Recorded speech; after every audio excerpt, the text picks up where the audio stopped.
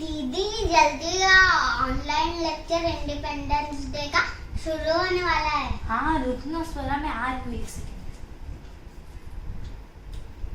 आज तो मैं बहुत मजे करूंगी, खेलूंगी, कूदूंगी और टीवी देखूंगी। स्वरा, क्या तुम्हें पता है इंडिपेंडेंस डे क्यों सेलिब्रेट किया जाता है? हाँ मुझे पता है, टीचर ने हमें सिखाया था। हमें इसी दिन फ्रीडम फाइटर्स की वजह से हमें फ्रीडम मिला और इसीलिए इंडिपेंडेंस डे मनाते हैं, जिसे और क्या कहते हैं स्वरा? स्वतंत्रता दिन। हाँ, जिसे स्वतंत्रता दिन भी कहते हैं। तुम्हें कौन से फ्रीडम फाइटर्स पता है? जवाहरलाल नेहरू, फिर गांधी जी, सुभाष चंद्र बोस और बहुत सारे होते हैं ना फ्रीडम फाइटर्स। तो तुम्हें एक फ्रीडम फाइटर जो मैं नाम बताऊंगी उनकी स्टोरी पता है? उधम सिंह। उधम सिंह की स्टोरी वो पता है? क्या फ्रीडम फाइटर थे? हाँ, तुम्हें उनकी स्टोरी नहीं पता? नहीं। गाइस, क्या आपको पता है? ओके, अगर आपको पता है तो भी सुनो, नहीं पता तो जान लो। हम अमृतसर गए थे जालियनवाला बाग में, याद है? हाँ। अब मैं आपको उधम सिंह की स्टोरी बताती हूँ जो जालियनवाले बाग की है।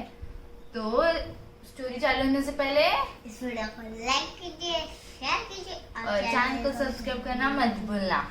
And without any further, let's get started. ये कहानी है भारत के वीर सपुत्र, अंग्रेजों की कायरता का भरपूर जवाब देने वाले उधम सिंह की। उन्होंने जालियनवाले बाग नरसिंहम के समय पंजाब के गवर्नर रहे माइकल ओडायर को उसकी जमीन पर गोलियों से भून डाला और अपने 21 साल का संकल्प पूरा करते हुए अपने जीवन को देश के लिए न्यौछावर कर दिया।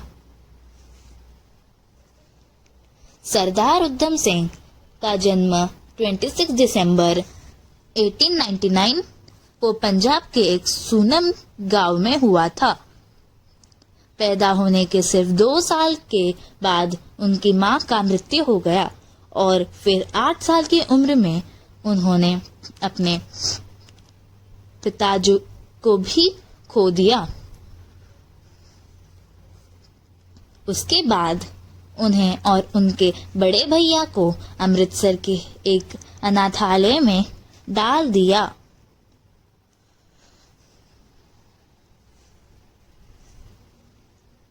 उधम सिंह का बचपन का नाम शेर सिंह था। अनाथालय में शिक्षक देकर उन्होंने उधम सिंह का नाम दिया गया। आगे चलकर हाई स्कूल के एग्जामिनेशन पास करने के बाद 1919 में उन्होंने अपना अनाथालय को छोड़ दिया। उसके बाद 13 अप्रैल 1919 को करीब 20,000 स्थानीय लोगों ने अंग्रेजी टोटल एक्ट के विरोध में जालियनवाले बाग में सभा का आयोजन किया था। वहां पर उधम सिंह लोगों को पानी पिलाने का काम कर रहे थे, लेकिन तभी उसी समय पंजाब के गवर्नर माइकल ओडायर ने सभा में अंधाधुंध गोलियां चलाने का आदेश दिया, जिसके बाद अंग्रेजी सिपाहियों ने लगातार 20 मिनट तक अंधाधुंध गोलियां चलाई, जिसमें हजारों लोग मारे गए। गोलियों से मारे गए वो अलग है, लेकिन भागदौड़ में दबे जाने की वजह से सैकड़ों लोगों की जान चली गई। जब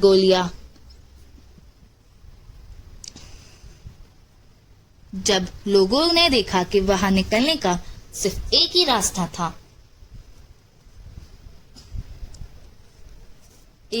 था, तब और उस रास्ते पर माइकल ओडायर ने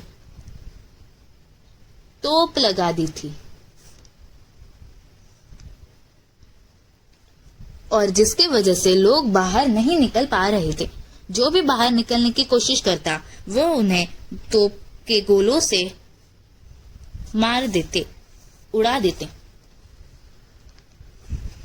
तो वहां पर एक कुआं था। लोगों ने अपनी जान बचाने के लिए कुएं में कूदने का फैसला किया, पर बचने की जगह वहां कुएं में लाशों का ढेर लग गया।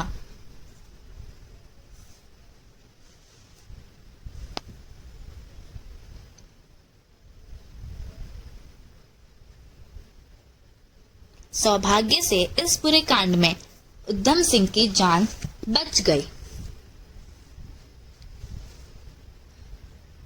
उस समय वो करीब 20 साल के थे और 20 साल की उम्र में उन्हें संकल्प ले लिया था कि जिस डायर ने मेरे देश के नागरिकों को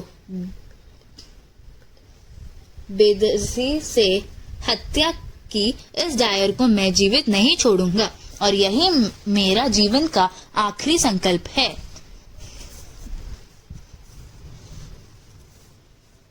आगे चलकर सन 1924 में उन्होंने गैदर पार्टी में ज्वाइन हुए और भगत सिंह के रास्ते पर चलने लगे।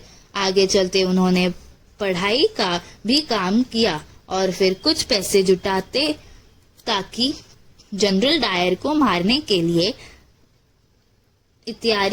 हथियार खरीद सके और उन्होंने अपने मिशन का अंजाम देने के लिए कई देशों में की भी यात्रा की, जिसमें उन्होंने अवैध हथियार रखने के जुर्म में 5 साल का जेल भी हुई। 1934 में लंदन गए और वहां उन्होंने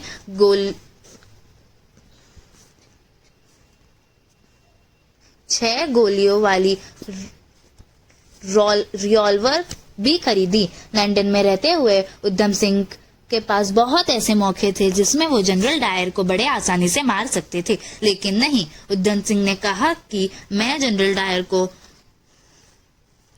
ऐसे नहीं मारूंगा। मैं उसे मेरे देशवासियों और को भारी सभा में हत्या की और इसीलिए मैं उसे इसी अंदाज में मारूंगा।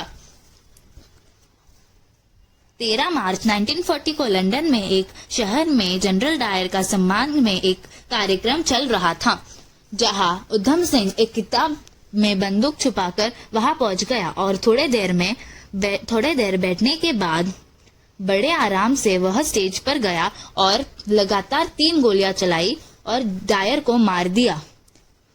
और मारने के बाद उन्होंने बड़े आराम से खुद को सरेंडर भी कर लिया।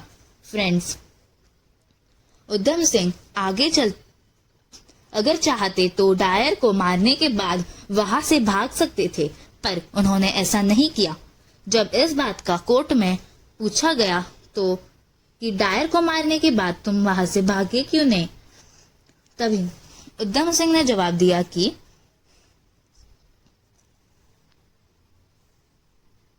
मेरे फांसी चढ़ने से मेरी तरह हजारों उधम सिंह मेरे देश में जन्म लेंगे।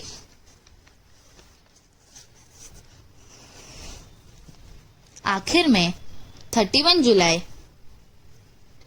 1940 को उनको फांसी की सजा दी गई, पर उधम सिंह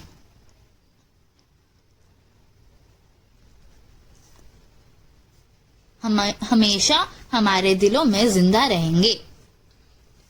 जय। बहुत अच्छी कहानी थी। तो गाइस, आपको ये कहानी कैसी लगी? अच्छी लगी होगी। अगर आपको ये कहानी अच्छी लगी तो इस वीडियो को लाइक कीजिए, शेयर कीजिए और चैनल को सब्सक्राइब करना मत भूलना। हम मिलते हैं आपको नेक्स्ट वीडियो पे, तब तक के लिए बाय बाय। सूरज एक लेक्चर चालू हो गया। Good morning ma'am. Happy independence day.